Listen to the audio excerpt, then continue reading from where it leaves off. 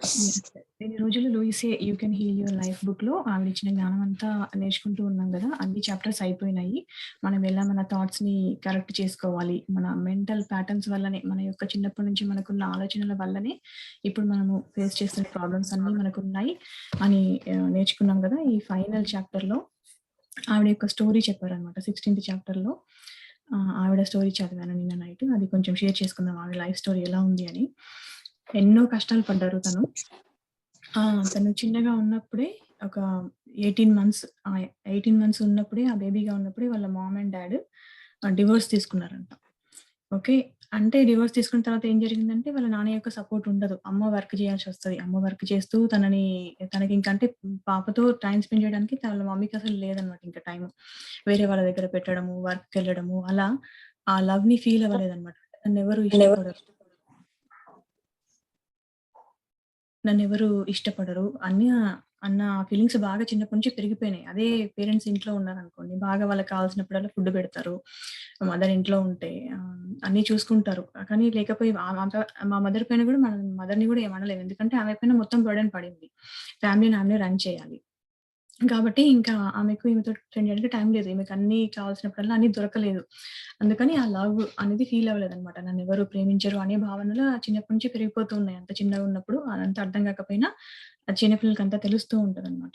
ఆ తర్వాత వాళ్ళ 5 ఇయర్స్ ఆ ఏజ్‌లో తనని ఒక ఓల్డ్ మ్యాన్ ఎవరో రేప్ చేశారంట. ఓకే. అత్యాచారానికి గురైపోయిందావిడ. అప్పుడు ఇంకా ఎంత చిన్న పిల్ల, అంత చిన్న పిల్లకి అంత పెద్దది జరిగినందుకు ఇంకా మెంటల్‌గా బాగా ఆహ్, ఆహ్, డిస్టర్బ్ అయిపోయిందనమాట. డిస్టర్బ్ అయిపోయి ఆ తర్వాత ఆయనకి శిక్ష పడాలని కోర్ట్‌కెళ్ళి అది అప్లై చేయడము, ఆ మనిషికి ఒక 15 ఏళ్లు శిక్ష వేశారనమాట.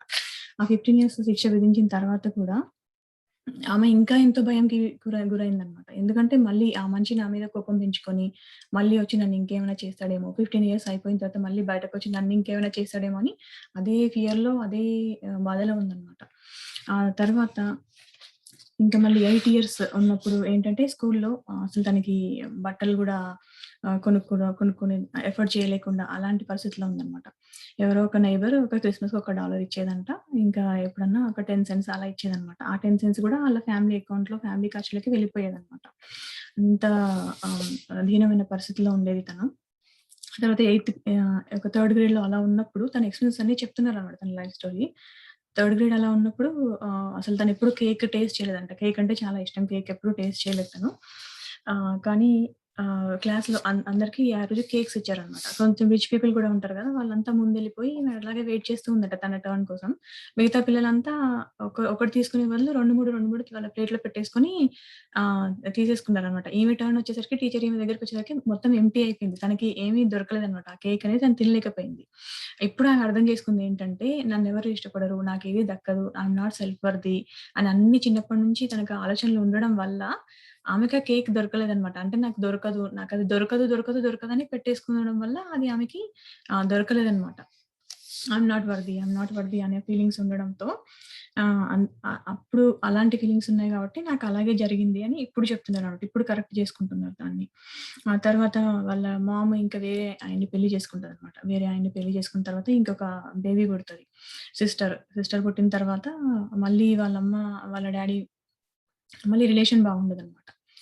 ఇగ ఇవన్నీ ప్రాబ్లమ్స్ ఇదంతా అయ్యేసరికి ఆమె ఏం చేస్తదంటే 15 ఇయర్స్‌కి తను ఇంట్లోంచి వెళ్ళిపోయిందంట ఇక. లూయిసే 15 ఇయర్స్ నుంచి ఇంట్లోంచి వెళ్ళిపోయి, తను ఉండాలని పారిపోయి ఈ హై స్కూల్ ఇదంతా తనకి ఈ స్ట్రెస్ అంతా భరించలేక కొందరు పిల్లలు వెళ్ళిపోతారు కదా! ఇంట్లో నుంచి ఎక్కడికెళ్ళిపోతారో తెలియదు. అలాగే వెళ్ళిపోయిందంట. వెళ్ళిపోయి ఒక జాబ్ చూసుకుందనమాట. ఒక హోటల్‌లో చిన్న సర్వర్‌లాగా వర్క్ చేసే జాబ్ ఏదో చూసుకొని ఆ పని చేసుకుంటూ తనే బ్రతుకుతా ఉంది. కానీ అదే తనకి బెటర్‌గా అనిపించిందనమాట. ఇంట్లో ఉండి పెద్ద లాన్ అంతా క్లీన్ చేసి అదంతా చేయడం కన్నా తనకు తాను సంపాదించుకొని ఆ లైఫ్‌ని తను ఎంజాయ్ చేసిందనమాట. ఆ తర్వాత కొన్ని డేస్‌కి వాళ్ళ మామ్‌కి, డ్యాడీకి కూడా మళ్ళీ ఫైట్ అవుతూ ఉంటే తను మళ్ళీ వాళ్ళ అమ్మని కలిసి వాళ్ళ అమ్మ గూడా వాళ్ళ నాన్నని పాపని వదిలేసి వీళ్ళిద్దరు మామ్ అండ్ డాటర్ బయటకొచ్చేసారు. ఆమె గూడా వాళ్ళ అమ్మకి వేరే జాబ్ అలా ఇప్పిచ్చేసి తనని సెట్ చేస్తది. సెట్ చేసిన తర్వాత వాళ్ళ చెల్లెలు మాత్రం డ్యాడీకి చెల్లెలంటే చాలా ఇష్టమంట. చెల్లెలు మాత్రం వాళ్ళ డ్యాడీతోనే ఉంది. ఈమె వాళ్ళ అమ్మకి వేరే జాబ్ చూపించి వాళ్ళ అమ్మని సెట్ చేసింది. ఆ తర్వాత ఇంకా లైఫ్ స్ట్రగుల్స్ అన్నీ ఫేస్ చేస్తోందనమాట. ఆ తర్వాత ఇంకొక మోడల్ అయిందంట కొన్ని ఇయర్స్ తర్వాత. కానీ 15 ఇయర్స్ ఉన్నప్పుడు టీనేజ్ ఫీలింగ్స్ అన్నీ ఎలా ఉంటాయి? ఇంకా ఎవరో నన్ను ఇష్టపడాలి అని మనసుకు సంబంధించిన ఫీలింగ్స్ చాలా ఉంటాయి గదా! ఎవరు తన దగ్గరకొచ్చినా వాళ్ళతో వెళ్ళిపోవడము, అది నిజమని నమ్మడము. అలా ఆహ్, తన శరీరాన్ని గూడా ఎవరు ఇష్టపడితే వాళ్ళకి ఇచ్చేసేదనమాట. అలా ఉండేదంట. ఆ తర్వాత అలా అందరూ యూజ్ చేసుకొని వెళ్ళిపోతారు గదా! అవన్నీ టీనేజ్‌లో తెలియదు గదా! అదే నిజమైన ప్రేమ అని అనుకుంటారు. అలా అలా తిరుగుతూ ఉండడం వల్ల ఆమె ఒకసారి ప్రెగ్నెంట్ అయిపోయిందనమాట. మళ్ళీ వాళ్ళు ఏంటంటే కొన్ని రోజులు బావుంటారు. ఆ తర్వాత ఈమెని హరాస్ చేయడము, కొట్టడము ఇవన్నీ గూడా ఫేస్ చేసిందనమాట. ఆ తర్వాత 15 ఇయర్స్‌కి అందులోనే ప్రెగ్నెంట్ అయిపోయింది. ఆ ప్రెగ్నెన్సీకి మళ్ళీ ఆ బేబీని చూసుకోవడానికి గూడా తన దగ్గర డబ్బు లేదు. అలాంటప్పుడు ఇంకా వేరే పేరెంట్స్‌కి ఇచ్చేసిందనమాట. ఎవరో తల్లిదండ్రులకి పిల్లలు లేని వాళ్ళు దత్తత తీసుకుందామని అనుకుంటారు కదా! వాళ్ళు ఈమెని వాళ్ళ ఇంట్లోనే ఉంచుకున్నారంట. లాస్ట్ డెలివరీ అయ్యే ముందు ఒక 4 మంత్స్ వాళ్ళ ఇంట్లోనే ఉండి, డెలివరీ అయ్యి ఒక్కరోజు బిడ్డని తనతో ఉంచుకొని, ఆ తర్వాత వాళ్ళకిచ్చేసి వెళ్ళిపోయిందంట. ఆ పాపని గూడా ఆ బేబీని గూడా చూసుకోవడానికి తనకి డబ్బులు లేవనమాట. 16 ఇయర్సే గదా! ఇంకా ఎట్లా పెంచుతది? తను గూడా ఏం సెటిల్ అవ్వలేదు గదా! తర్వాత ఒక్కటే ఆమె ఏం ఏం చూసుకుందంటే, ఆ బేబీ యొక్క టోస్ చాలా పొడుగ్గా ఉన్నాయంట ఈమెలాగా. సో, నేను ఫ్యూచర్‌లో నా బేబీని గుర్తుపట్టాలనుకుంటే ఆమె టోస్ పొడుగ్గా ఉన్నాయి. అదొక్కటి తప్పితే నాకింకా ఏమి జ్ఞాపకాలు లేవు ఈ బేబీతో అనుకోని, ఆ బేబీని ఇచ్చేసి మళ్ళీ లైఫ్ స్టార్ట్ చేయడం తనకు తాను ఇంకా సంపాదించుకోవాలి గదా! తనే ఇండిపెండెంట్‌గా ఉండాలి గదా! ఆ తర్వాత మోడలింగ్‌లోకొచ్చేసిందనమాట. ఆ తర్వాత మోడలింగ్ జేసింది. అది చేసిన తర్వాత అది మళ్ళీ తనకి అది కూడా నచ్చలేదు. అది కూడా నచ్చక ఇంకేదో చేంజ్ చేస్తామని తనకి మైండ్ మనకెప్పుడైతే చేంజ్ చేద్దామని అనుకుంటామో, అప్పుడు మనకి యూనివర్స్ ఆ అవకాశాలన్నీ ఇస్తూ ఉంటుంది గదా! ఇదొద్దు ఇంకా, ఇది మానేసి ఇంకేదైనా చేద్దామని అనుకున్నప్పుడు, ఒక చర్చ్ మీటింగ్‌లో తనకి ఒక మీటింగ్ ఉంది. అది అటెండ్ అవ్వాలన్నట్టుగా వచ్చిందనమాట. ఆ మీటింగ్ అటెండ్ అవ్వడం ద్వారా ఆమె మెటాఫిజిక్స్ అండ్ హీలింగ్ అనేది నేర్చుకోవాలని డిసైడ్ చేసుకుంది ఆ మీటింగ్ తర్వాత. అప్పుడు ఆవిడ ఒక 3 ఇయర్స్ ఈ సైన్స్ నేర్చుకుందనమాట. ఈ మోడలింగ్ అదంతా వదిలేసి ఆ హీలింగ్ గురించి ఒక 3 ఇయర్స్ కోర్స్ ఏదో తను జాయిన్ అయిపోయి అది నేర్చుకున్నారనమాట. ఆ తర్వాత ప్రాక్టీషనర్ లాగా హీలింగ్ చేస్తూ ఉందనమాట. తన దగ్గరకొచ్చే క్లయింట్స్ అందరికి. చర్చ్ లైసెన్స్డ్ ప్రాక్టీషనర్ అయిపోయి అప్పుడు తన హీలింగ్ అదంతా స్టార్ట్ చేసిందనమాట. తర్వాత ఇంకా నేర్చుకోవాలని చెప్పేసి కొన్ని ఇయర్స్ అదంతా చేసి ఆహ్, ఇక్కడ అయోవాలో ఒక మహారిషి ఇంటర్నేషనల్ యూనివర్సిటీ అని ఒకటుందంట. దాంట్లో 6 మంత్స్ కాలేజ్ కోర్స్ జాయిన్ అయిందనమాట. ఇంకా ఈ హీలింగ్‌లోనే తను ట్రాన్సెండెంటల్ మెడిటేటర్‌గా మెడిటేషన్ నేర్చుకుంది. మెడిటేషన్ నేర్చుకొని అందరికీ మెడిటేషన్ చెప్పడము, క్లయింట్స్ వచ్చిన వాళ్ళకి వాళ్ళ బాధల నుంచి వాళ్ళని సెల్ఫ్ హీలింగ్ ఎలా చేసుకోవడం అది నేర్చుకుంది కదా కోర్సు. అక్కడి నుంచి ఎలా హీల్ చేయడం అదంతా అప్పుడు ఆ ట్రైనింగ్ ఇస్తూ ఉందనమాట. అది ఈ 6 మంత్స్ కోర్స్‌లో ఏంటంటే వీళ్ళు అసలక్కడ ఆ కాలేజ్ ఎంత బావుందంటే ఈ మహర్షి కాలేజ్ అది. ఆమెకి బాగా నచ్చిందనమాట ఆ ఎన్విరాన్మెంట్. ఎలా అంటే అక్కడ సిగరెట్ స్మోకింగ్ ఎలో కాదు. డ్రింక్స్ ఉండవు. ఈ ఆల్కహాలిక్ ఇదంతా ఏది ఉండదు. ఓన్లీ మండే మార్నింగ్ క్లాసెస్ ఉంటాయి. ఫ్రైడే వరకే అది చదువుకోవాలి. సాటర్‌డే ఎగ్జామ్స్ ఉంటాయి. ఎగ్జామ్స్ రాయాలి. అండ్ సండే రెస్ట్ తీసుకోవడం. మళ్ళీ మండే ఇంకొక కొత్త సబ్జెక్ట్. అలా కంప్లీట్‌గా ఆ కోర్స్ అంతా కంప్లీట్ చేసుకుంది. కంప్లీట్ చేసుకొని ఇంకా ప్రాక్టీస్ చేస్తూనే ఉన్నారు. అలా ప్రాక్టీస్ చేస్తున్నప్పుడు ఆవిడొక ఆహ్, ఆహ్, ఏ ఇలా ఉన్నప్పుడు ఇంకా మోడలింగ్ అది చేసేటప్పుడు ఏంటంటే, ఒక ఇంగ్లీష్ మ్యాన్‌ని ఆమె పెళ్లి చేసుకుంటారనమాట. ఆ మోడలింగ్ చేసేటప్పుడు. ఇది కదా! ఆయనతో ఒక 17 ఇయర్స్ ఉంటది. 17 ఇయర్స్ ఉండి మళ్ళీ ఆ తర్వాత లాస్ట్‌కి ఆయన ఏం చెప్తారంట అంటే 17 ఇయర్స్ తర్వాత అప్పుడే లైఫ్ బావుంది అని ఈమె అనుకుంటున్నప్పుడు 17 ఇయర్స్‌కి ఆయన నాకు ఆహ్, వేరే అమ్మాయి నచ్చింది. నేను ఆమెని పెళ్లి చేసుకుంటానని ఈమెను వదిలేసి ఎళ్ళిపోతారంట. ఈమెకి డివోర్స్ ఇస్తారట. ఓకే. అప్పుడు గూడా ఆ తర్వాత మళ్ళీ తను ఈ కోర్సెస్ అన్నీ నేర్చుకొని, ఈ మోడలింగ్ అంతా వదిలేసి అప్పుడు మెడిటేషన్, ఈ హీలింగ్‌ది ఈ ప్రాక్టీసెస్‌లోకొచ్చారనమాట. సో, చూడండి ప్రతి ఒక్క చిన్నప్పుడు తను హ్యాపీగా లేదు. టీనేజ్‌లో హ్యాపీగా లేదు. ఆ తర్వాత ఒక హస్బెండ్ ఉన్నాడు. మోడలింగ్ అంతా సెట్ అయిపోయాను అనుకున్నప్పుడు అప్పుడు ఆయన వదిలేసాడు. 17 ఇయర్స్‌కి బాగా బాండేజ్ అంతా బిల్డ్ అయిన తర్వాత. ఇప్పుడు ప్రతి స్టేజ్ ఆఫ్ లైఫ్‌లో తను స్ట్రగుల్ అవుతూనే ఉంది. కానీ అయినా ప్రయత్నిస్తూనే ఉంది. ఎప్పుడు ప్రయత్నం మానలేదు. ఎప్పుడు వచ్చిన అవకాశాన్ని వదులుకోకుండా నేర్చుకుంటూనే ఉందన్నమాట ప్రతి దాన్ని. ఆ! ఆ తర్వాత ఈమె ఆహ్, ఇ ఇ ఇంకా ఏంటంటే ఆహ్, ఇ ఇది ఇలా జరుగుతూ ఉంది. అందరికీ ఇంకా చెప్పడము న్యూయార్క్‌లో సెటిల్ అయిపోయిందనమాట. ఈ ట్రైనింగ్స్ ద్వారా, ఈ హీలింగ్స్ ద్వారా అందరు క్లయింట్స్ తన దగ్గరికి రావడము, వాళ్ళని ట్రీట్ చేయడము ఇదంతా జరుగుతూ ఉంది. అప్పుడు ఆమె you can heal your body. మనం ఇప్పుడు నేర్చుకున్నది you can heal your life అని దీనికన్నా ముందు ఆవిడ you can heal your body అని బుక్ రాసారనమాట. అది గూడా నేర్చుకుందాం ఒకరోజు. అది గూడా తర్వాత నేర్చుకుందాం. అందులో ఉన్న కాన్సెప్ట్సే దీంట్లో గూడా ఉన్నాయి. ఇంకా అడ్వాన్స్‌డ్‌గా ఇంకా కావాలి అంటే రాసారు ఈ బుక్‌ని. ఆ బుక్ చాలా ఫేమస్ అయింది. ఇంకా అది ఆ తర్వాత ఇది ఇలా నడుస్తూ ఉన్న తరుణంలో ఆమెకి క్యాన్సర్ అనేది డయాగ్నోస్ చేశారనమాట. ఈవిడకి 60 ఇయర్స్‌కి మళ్ళీ క్యాన్సర్ వచ్చిందనమాట. వేరే వాళ్ళని ట్రీట్ చేస్తూ ఇవన్నీ ప్రాక్టీసెస్ చేస్తున్నా డాక్టర్స్ ఏమన్నారంటే, "ఇంకా నీకు టైం లేదు. ఇంకా మేమింకా అది తీసేయడానికి సర్జరీ చేయాలి" అని అన్నారు. కానీ ఈమె హెర్‌సెల్ఫ్ ఆమెకు తెలుసు గదా! ఎలా హీల్ చేసుకోవడం బాడీని. ప్రతి ఒక్కది మనకొచ్చేసింది మన మెంటల్ ప్యాటర్న్స్ వల్లనే అని చెప్పి తనకు తెలుసు. తను బుక్ గూడా రాసారు. అంతా చేస్తుంది. సో, నా దగ్గర డబ్బులు లేవని చెప్పి ఒక 3 మంత్స్ టైం అడిగిందంట. ఆ 3 మంత్స్ కానీ ఆవిడ తెలుసుకున్నారు. లోపలికెళ్ళి చూసుకుంటే అది ఎక్కడి నుండొచ్చిందంటే, ఎప్పుడో చిన్నప్పుడు తనకి అత్యాచారం జరిగింది గదా! ఒక 5 ఇయర్స్ అప్పుడు. అప్పటినుంచి గూడా తను ఆ మనిషిని హేట్ చేస్తూ కోపంగా ఆ సిట్యుయేషన్‌కి అంత మనిషిని బాగా హేట్ చేస్తూ కోపంగా అంతే గదా! ఎవరైనా మనల్ని హర్ట్ చేస్తే వాళ్ళ పైన మనకు కోపమొస్తది. అంటే అది విపరీతమైన కోపం ఉందన్నమాట. ఆ కోపం అనేది ఆ నెగెటివ్ ఫీలింగ్ అనేది ఆవిడకి ఒక క్యాన్సర్ లాగా తయారైపోయిందన్నమాట.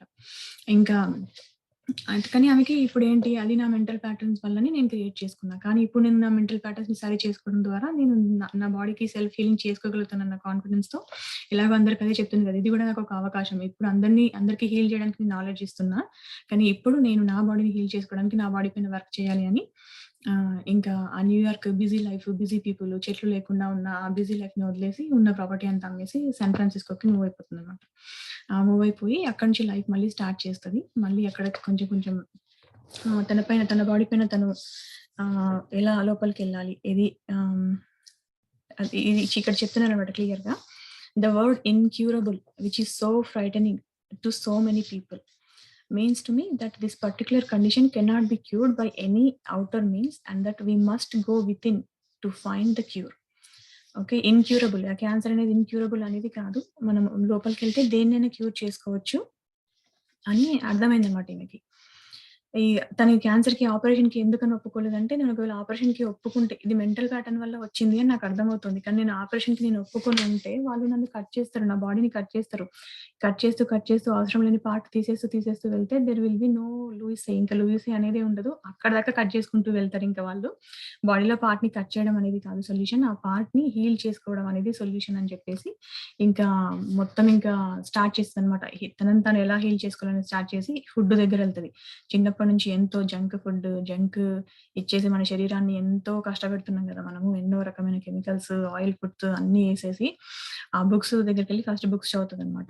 ఎలాంటి హెల్త్‌కి సంబంధించిన బుక్స్, ఎలా హెల్త్ చేసుకోవచ్చు మంచి ఫుడ్ తీసుకొని అని ఆ ఇన్వెస్టిగేషన్ స్టార్ట్ చేస్తదనమాట. స్టార్ట్ చేసి ఫుడ్ పైన ఫోకస్ చేస్తది. ఆ తర్వాత ఫుడ్ రిఫ్లెక్సాలజీ కూడా తనకు బాగా నచ్చిందంట. అంటే తన రిలాక్సేషన్ కోసం బాగా రిలాక్స్ అవ్వాలి గదా!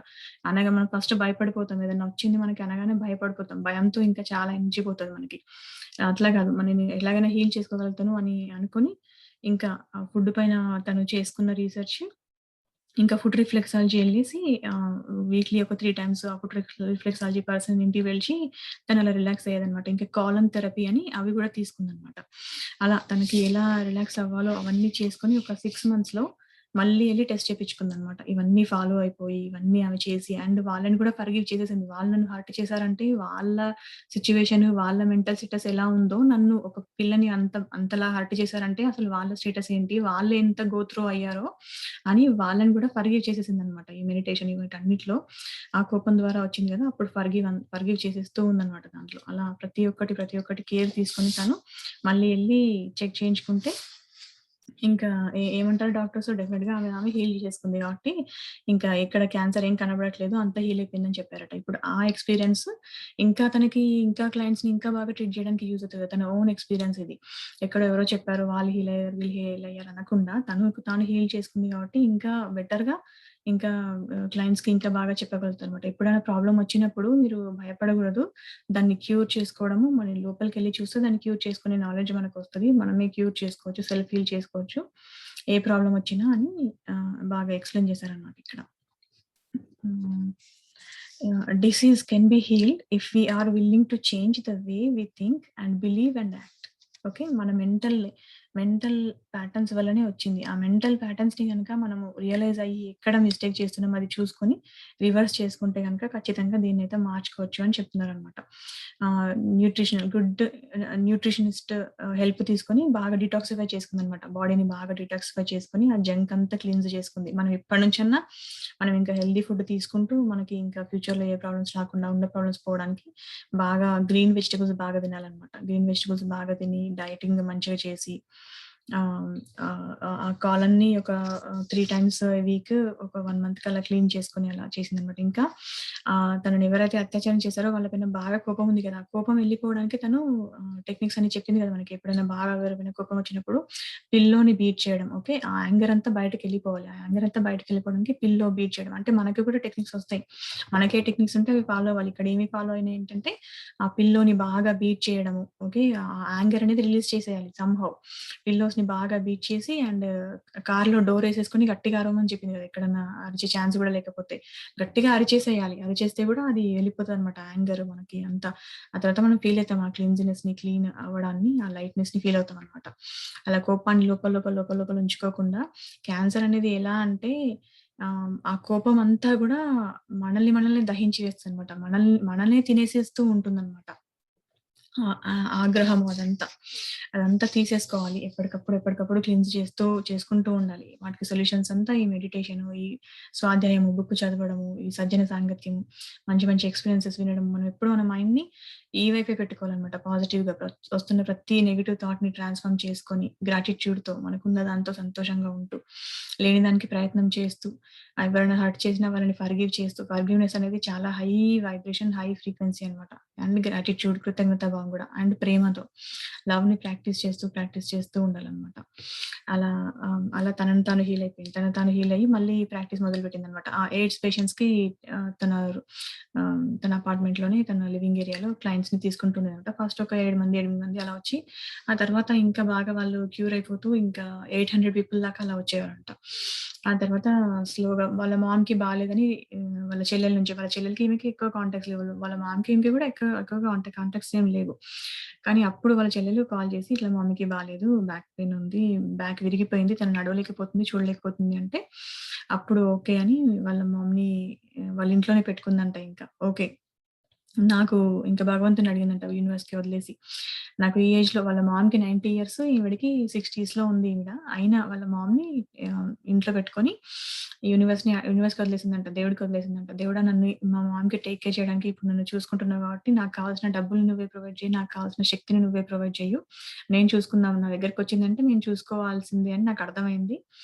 అని యూనివర్స్‌కి, భగవంతునికి వదిలేసి వాళ్ళ అమ్మని గూడా చూసుకుంటదనమాట. కానీ ఆమె ఇప్పుడు అన్ని ఆహ్, అందరిని క్లయింట్స్‌ని ట్రీట్ చేయడానికి, స్పీచెస్ ఇవ్వడానికి బయటికెళ్ళాల్సొస్తది. ఇమ్మీడియేట్‌గా 4 డేస్ ట్రిప్ ఉండే అనమాట ఆమెకి. ఆ ట్రిప్‌లో నేనిప్పుడు ఎట్లా వెళ్ళాలి ట్రిప్‌కు అంటే ప్రతి ఒక్కటి యూనివర్స్‌ని అడగడం. ప్రతి ఒక్కటి యూనివర్స్‌ని అడగడం, ట్రస్ట్ చేయడం, ఎఫర్మేషన్ చేసుకోవడం. నా అన్ అలి ఎఫర్మేషన్ చేసుకొని ఎప్పుడైతే వదిలేసిందో కరెక్ట్‌గా టైంకి ఒక పర్సన్ రావడము, వాళ్ళ మామ్‌ని ఇంట్లో ఉండి టేక్ కేర్ చేయడము. టేక్ కేర్ చేయడానికి ఒక పర్సన్ దొరికాడు ఆమెకి. ఆయనకి అప్పజెప్పేసి ఆవిడ వర్క్ చేసుకొని మళ్ళీ వచ్చి వాళ్ళ మామ్‌ని టేక్ కేర్ చేస్తూ, వాళ్ళ మామ్‌కి గూడా క్యాటరాక్ట్ సర్జరీ అది చేపిచ్చి, కళ్ళు బాగా అయ్యేలాగా చేసింది. మళ్ళీ ఈ ఎఫర్మేషన్స్ ఆమెకి హీలింగ్ అంతా తెలుసు గదా! ఇదంతా ఎఫర్మేషన్స్ ద్వారా ఆమెకు గూడా ట్రీట్‌మెంట్ ఇచ్చేసి మొత్తానికి ఆమె నడిచేలాగా చేసిందనమాట. వాళ్ళ మామ్ నడవడము, చూడగలగడం, ఆ తర్వాత బుక్స్ కూడా రీడ్ చేయగలిగిందంట వాళ్ళ మదరు. ఆ 90 ఇయర్స్ ఏజ్‌లో. అలా ఆళ్ళ అమ్మని గూడా క్యూర్ చేసుకుంది. వాళ్ళ చెల్లెలికి గూడా ఎన్నో హెల్త్ ఇష్యూస్, బ్యాక్ పెయిన్ అలా ఉంటే దాన్నెలా ట్రీట్ చేసుకోవాలి. మన బుక్‌లో గూడా చాలా ఎఫర్మేషన్స్ అన్నీ ఉన్నాయి గదా! అదంతా యూజ్ చేసి సిస్టర్ యొక్క బ్యాక్ పెయిన్ గూడా మొత్తము తీసేసుకుందనమాట. చిన్నప్పటి నుంచి తనకేమి ప్రేమ దక్కలేదు మమ్మీ నుంచి అన్న ఫీలింగ్స్ అవన్నీ గూడా మొత్తం వదిలేసి మామ్‌ని గూడా కంప్లీట్‌గా ఫర్‌గివ్ చేసేసి వాళ్ళ అమ్మ ఈవిడ మంచి టైమ్ స్పెండ్ చేశారంట. ఆ తర్వాత వాళ్ళమ్మ మంచిగా టైమ్ స్పెండ్ చేసి ఈ ప్లానెట్ వదిలేసి హ్యాపీగా వెళ్ళిపోయారనమాట. సో, ఆ తర్వాత ఇంకా తన పైన తాను ఎంత పెట్టుకున్నారంటే మనము ఆల్రెడీ నేర్చుకున్నాం గదా! ఒక సెషన్‌లో. ఇంకా అక్కడికి ఈమె ఆహ్, స్టాప్ చేయలేదనమాట. ఆ ఆహ్, క్లయింట్స్‌ని ట్రీట్ చేస్తూ, ఇదంతా నేర్చుకుంటూ, మళ్ళీ 60 ఇయర్స్‌లో ఆర్గానిక్ గార్డెన్‌ని చేస్తూ, ఆర్గానిక్ గార్డెన్‌ని ఎలా గ్రో చేయడం అదంతా నేర్చుకొని ఆహ్, ఇంటెనకాలనే తను గార్డెన్‌ని పండించి, తనకి తాను పండ్లని, కూరగాయలని తనకు కావాల్సిన వాటిని తనే పండించుకుందనమాట. ఎందుకంటే మనం ఎక్కడ ఎంత డబ్బులు పెట్టి ఎంత కొనుక్కున్నా వాళ్ళు దాన్ని ప్రేమతో పెంచరు బయట అదంతా మెకానికల్‌గా అలా పెంచుతూ ఉంటారు. దాంట్లో ఉన్న ఎనర్జీ కంటే మనం ఇంట్లో ఇంటెనకాల పెంచుకొని దానికి ప్రేమనందిస్తూ, ప్రేమతో వాటర్ పోస్తూ, దానికి ప్రేమతో మాట్లాడుతూ అన్నీ చేస్తూ ఉంటే దాంట్లో ఎంతో ఎనర్జీ ఉంటదనమాట. ఇంకా ఏంటంటే మనం ఒక సీడ్స్ ఏసినప్పుడు కూడా ఇంకొక బుక్‌లో దొరుకుతుందనమాట. సీడ్స్ వేసినప్పుడు 'అనస్థీషియా' అనే బుక్స్‌లో ఉంది. పాతకాలంలో వాళ్ళు ఎలా చేసేవాళ్ళంటే విత్తనాలు నాటేటప్పుడు నాలుక కింద ఒక కొన్ని ఫ్యూ సెకండ్స్ ఒక 10 సెకండ్స్ అలా దాన్ని పెట్టి సలైవాలో నానిన తర్వాత దాన్ని ప్లాంట్ చేయడం ద్వారా ఆ సీడ్ ఎలా పెరుగుతదంటే మన యొక్క డీఎన్ఏ దానిలో అర్థమైపోతదనమాట. మనకి బాడీలో ఏ న్యూట్రిషన్స్ తక్కువగా ఉన్నాయో ఆ న్యూట్రిషన్స్‌ని అది ఎక్కువగా ఇస్తుందంట మనకి బాడీని హీల్ చేయడానికి. సో, మనం ప్రేమతో మనం పెంచుకున్న పంటల్లో చాలా ఎనర్జీ ఉంటది. మనమే కొంచెమైనా వీలైనంత వరకి తీసుకోవాలనమాట. బయట స్టోర్స్‌లో అన్నీ కొనుక్కోకుండా కొన్నైనా ఒక టమాటోస్, ఒక మెంతి, ఒక పుదీనా అలా ఇంటెనక మనకి వీలైనంతగా పెంచుకొని మనం పెంచుకొని తీసుకోవడం దానివల్ల ఎక్కువ ఎనర్జీ వస్తుందనమాట. సో, 60 ఇయర్స్‌కి గార్డెనింగ్ నేర్చుకున్నారు. 70 ఇయర్స్‌కి చిల్డ్రన్ ఆర్ట్ క్లాస్‌కెళ్ళి పెయింటింగ్ నేర్చుకున్నారంట. ఆ తర్వాత ఆహ్, హ్మ్, హ్యాండ్ రైటింగ్ లైఫ్‌ని మారుస్తుంది అనే ఒక బుక్ చదివి తన హ్యాండ్ రైటింగ్ పైన వర్క్ చేశారనమాట. ఆ తర్వాత 75లో ఆహ్, అడల్ట్స్ పెయింటింగ్ క్లాస్‌లో చిన్న చిన్న 60స్‌లోనేమో చిల్డ్రన్ ఆర్ట్ క్లాస్‌కెళ్లారు గదా! ఆ తర్వాత అడల్ట్ ఆర్ట్ క్లాస్‌కెళ్ళి పెయింటింగ్స్ నేర్చుకొని తను చేసిన పెయింటింగ్స్‌ని తానే అమ్మారంట. ఆ తర్వాత చిన్నప్పటి నుంచి యోగా నేర్చుకోవాలంది ఆవిడకి. సో, యోగా నేర్చుకున్నారు. మనం 75 ఇయర్స్‌కి మనం యోగా నేర్చుకుంటామా? మనము ఏజ్ అయిపోయిందని అనుకుంటాం. కానీ 75 ఇయర్స్‌కి తను యోగా నేర్చుకొని బాడీ ఫ్లెక్సిబుల్‌గా అయ్యేటట్టు చేసుకున్నారనమాట. 76లో చిన్నప్పుడు ఎప్పుడో తనకి బాల్ రూమ్ డాన్స్ నేర్చుకోవాలని ఉండిందంట. ఆ కోరిక కూడా. అంటే ప్రతి ఒక్కటి కూడా తీర్చేసుకున్నారనమాట. ఏమేమి నేర్చుకోవాలి, ఏమేమి ఉన్నాయి కోరికలన్నీ గూడా తీర్చేసుకుంటూ ఉన్నారనమాట. 76కి బాల్ రూమ్ డాన్సెస్ అది నేర్చుకోవడం. ఆ చిన్నప్పటి డిజైర్ అనేది ఫుల్‌ఫిల్ చేసుకోవడానికి. ఎప్పుడు గూడా తనేమనుకుందంటే, ఆ బాల్ రూమ్ డాన్సర్ నాకు 75 ఇయర్స్ వచ్చాయి. నేను ఇప్పుడు గాదింకా నెక్స్ట్ లైఫ్‌లో అనుకునేదంట. తర్వాత దానికి థాట్ వచ్చిందంట. అయినా ఫ్యూ ఇయర్స్ ఉన్నాయి గదా! నాకు. ఇంకా ఫ్యూ ఇయర్స్ ఉన్నాయి గదా! ఇప్పుడే ఎందుకు నేర్చుకోవద్దు? నెక్స్ట్ లైఫ్ దాకా నేను ఎందుకు వెయిట్ చేయడం? అని వెళ్లి అది గూడా నేర్చుకున్నారనమాట. అందుకే ఈవిడేమంటారంటే ఇంకా పాస్ట్‌లో స్ట్రక్ అయ్యి ఉండకండి. Don't struck in past. Create abundance every day. ప్రతిరోజు అబండెన్స్‌ని క్రియేట్ చేసుకోండి. ప్రతిరోజు హ్యాపీగా ఉంటూ క్రియేట్ చేసుకుంటూ వెళ్ళడమే. మనం ఏమేం చేయగలుగుతామో అన్నీ చూసుకుంటూ వెళ్ళడమే, చేసుకుంటూ వెళ్ళడమే. Create the path to a great future. ఆ గ్రేట్ ఫ్యూచర్‌ని క్రియేట్ చేసుకోవాలి. ఇంకా 80 ఇయర్స్‌లో కూడా తను నేర్చుకోవడానికి ఇంట్రెస్ట్ చూపిస్తున్నారు. ఇంకా ఏం నేర్చుకోవడం. ఆ తర్వాత ఇంకా స్పీచెస్ అవన్నీ ఆపేసి రికార్డింగ్స్ అవన్నీ ఇస్తూ ఉన్నారంట అందరికి. అప్పుడు 80స్ వచ్చిన తర్వాత గూడా తను ఇంకా ఏం ఆలోచించారంటే అసలు అందరూ చావంటే ఎందుకు భయపడుతున్నారు? అసలు చచ్చిపోవడం గూడా ఒక ఈజీ థింగే గదా! చావు అనేసరికి ఎందుకు భయపడుతున్నారని దాని మీద రీసెర్చ్ చేద్దామని డిసైడ్ అయ్యారంట. ఎంత ఈజీగా మనం బాడీని వదిలేసి ఎంత ఈజీగా మనము వెళ్ళిపోవచ్చు. బతికినప్పుడు ఎవరు భయపడట్లేదు కదా! పుట్టడానికి ఎవరు భయపడట్లేదు. అందరూ సెలబ్రేట్ చేసుకుంటున్నారు. దాన్ని మాత్రం ఎందుకు ఫియర్‌ఫుల్‌గా ఆహ్, ఆహ్, బాధపడుతున్నట్టు అలా మనం బాధపడుకుంటూ వెళ్ళనవసరం లేదు. అది గూడా ఒక ఈజీ థింగే మనం అన్నీ నేర్చుకుంటే అని దానిపైన నా రీసెర్చ్ మొదలు పెడతా అని అప్పుడు డెసిషన్ తీసుకున్నారనమాట. ఈ బుక్‌లో ఇంతవరకు ఉంది తన స్టోరీ.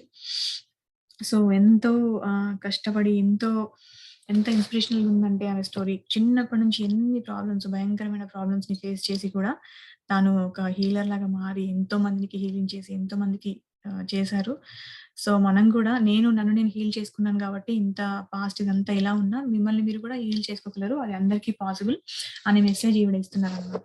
సో, ఆవిడ చెప్పిన టెక్నిక్స్‌ని అన్నిటిని మనం ఫాలో అవుతూ మనం గూడా ఆహ్, లైఫ్‌ని అబండెంట్‌గా, క్రియేటివ్‌గా చేసుకుందాం. ఆహ్, okay. Thank you so much for listening.